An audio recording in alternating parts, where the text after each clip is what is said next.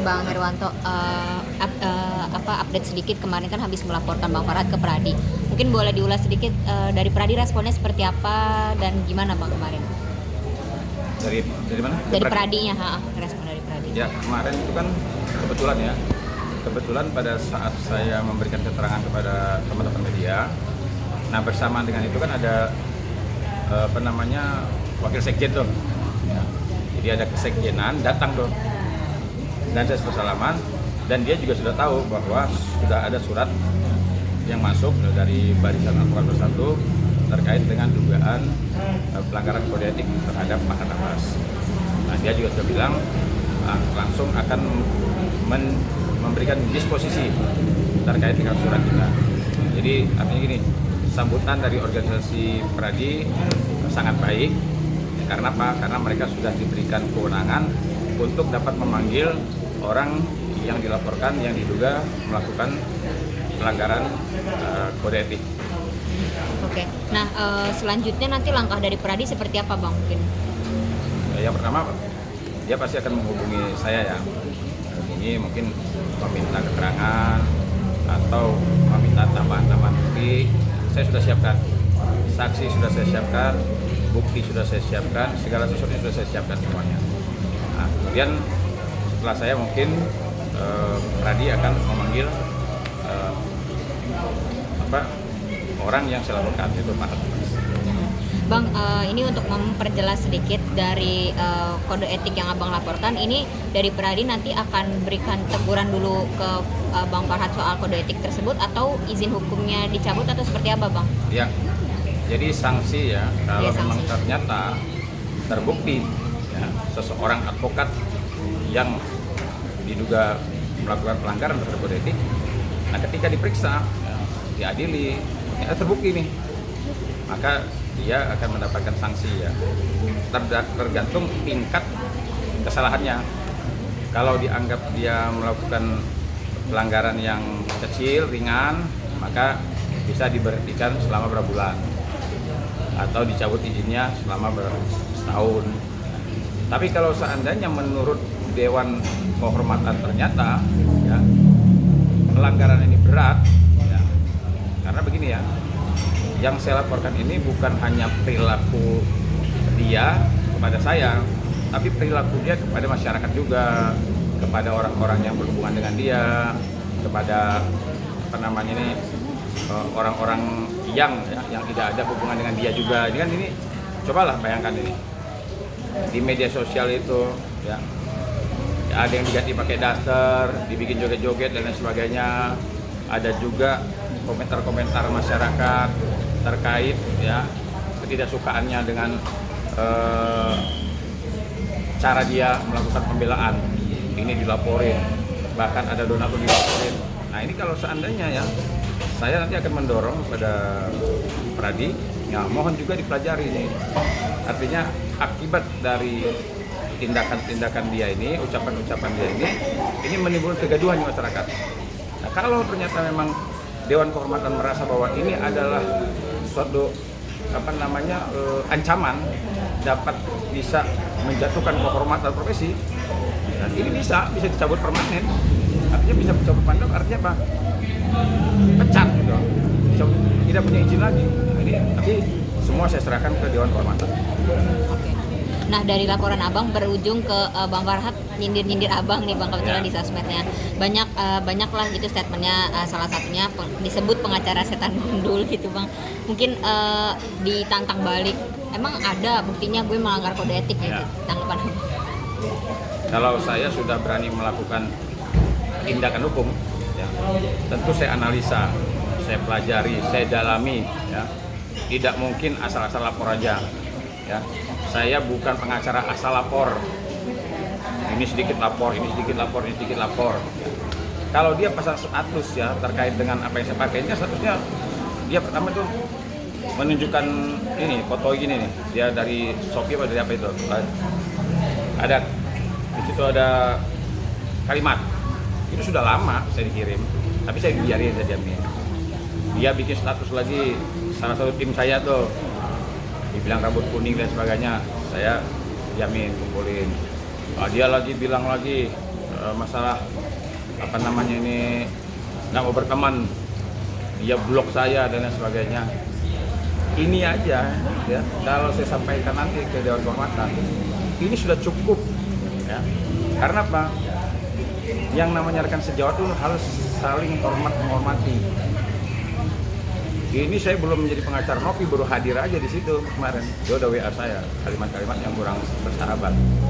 Begitu saya angkat bicara, langsung diblok. Ini kalau bicara masalah etik, masuk nggak etikanya? Bener nggak etikanya? Jadi kalau seandainya dia mau lapor balik, saya nggak bisa buktiin, dia nggak akan bisa laporin saya.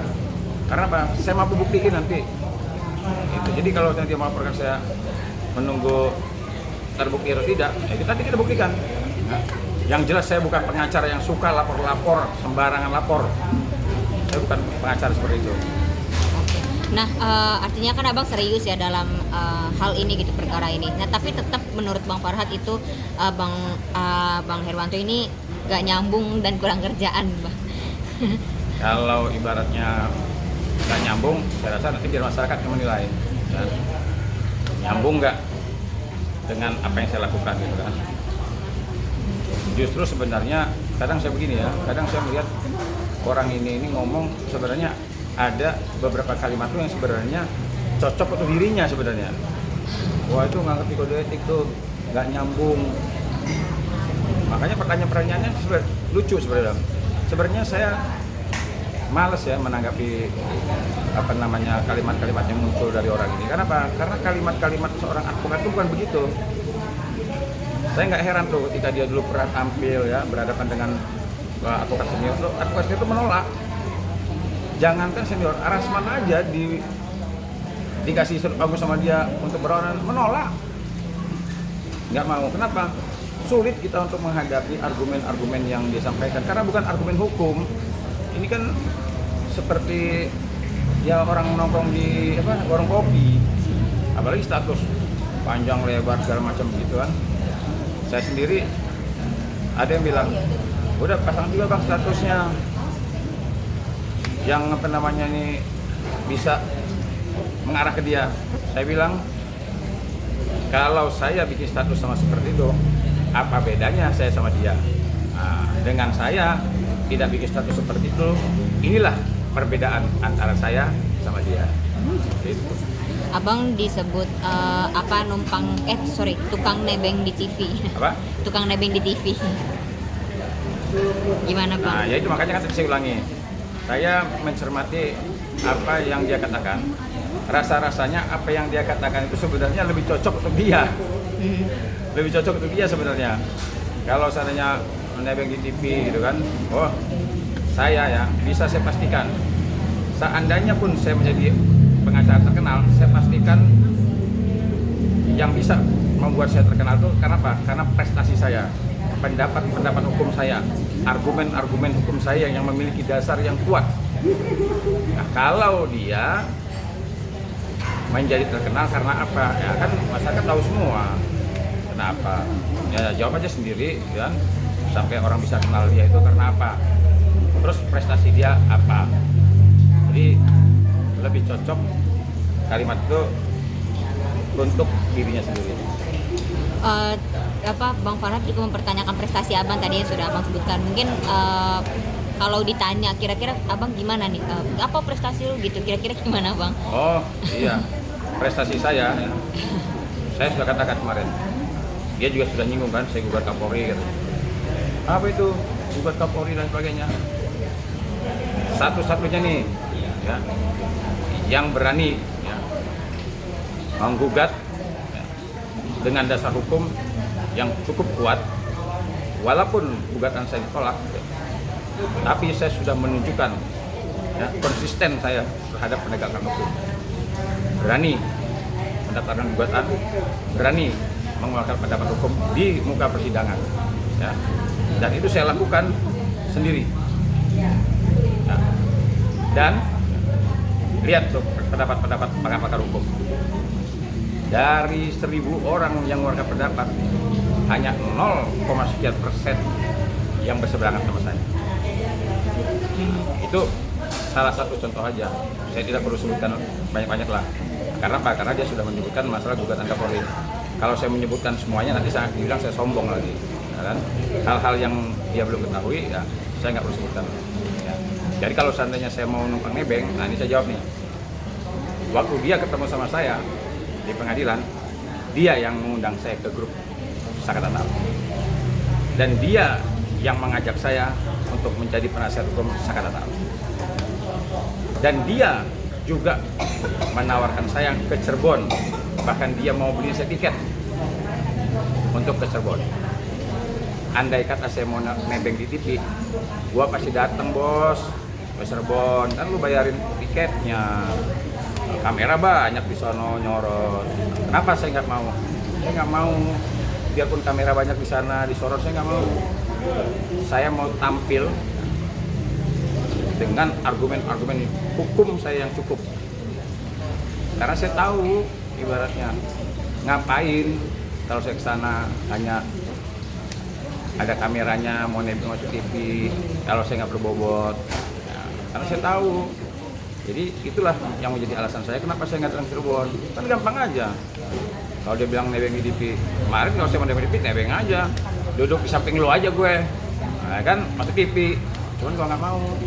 Ngapain sampai selesai perkara Sakata Tahu, saya nggak pernah minta, saya nggak pernah diajak, saya menolak. Tapi pada akhirnya Bang Farhat merasa gitu ya, merasa diganggu nih oleh abang. Bang, kalau menurut beliau jangan nggak usah ganggu gue, nggak usah lapor gue, kenapa sih gitu loh, jangan coba-coba berani lah kalau nggak mau terpuruk katanya gitu. Maksudnya ini aja, merasa diganggu lah gitu, gimana jadinya Bang? Begini ya, saya ingat dulu ada ada nasihat dari Agim.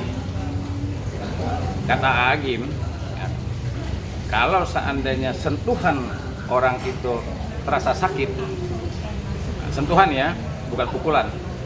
Kalau sentuhan seseorang itu terasa sakit, kau rasakan, berarti bukan sentuhannya yang mengganggu, tapi badanmu ada bisul, sehingga sentuhan sedikit pun kau merasa terganggu, kau merasa terhambat dan lain sebagainya. Kenapa? Karena di tubuhmu ada bisul.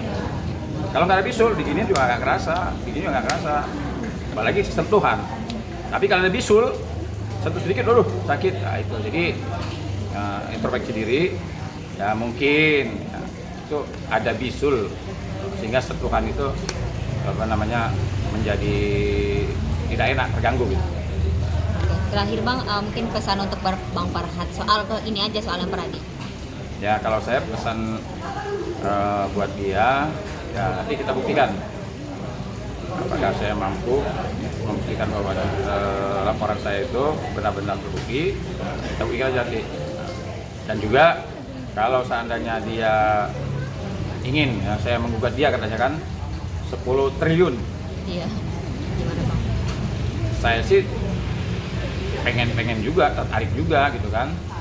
Cuman permasalahannya bos, kalau saya sudah buat gugatan, sudah menggugat di pengadilan, ya sudah berjuang mencari dasar-dasar hukumnya, ini orang duitnya ada nggak 10 triliun, ya itu urusan UMKM aja belum jelas, ya itu ibu-ibu pada teriak-teriak UMKM belum selesai. Jadi mendingan daripada nyuruh saya gugat 10 triliun, nah, saran saya balik nih, ya, tolong temuin UMKM, nah, karena kamu dulu kan pernah ngundang saya memperlihatkan bukti-bukti, ya mungkin bukti itu benar, ya saya sampaikan juga pernah ke UMKM, Pak Farhat menunjukkan bukti-buktinya nih tentang perjanjian. Sekarang apa yang kamu perlihatkan sama saya, apa yang kamu lakukan kepada saya, tolong perlihatkan pada UMKM, tolong juga jelaskan ke UMKM, diterima dong UMKM-nya, ya. Apalagi kan minta saya buat 10 triliun, tadi kan kecil dong nyelesain permasalahan UMKM, ya. Ya kira-kira pesan saya seperti itu, ya. Oke, cukup.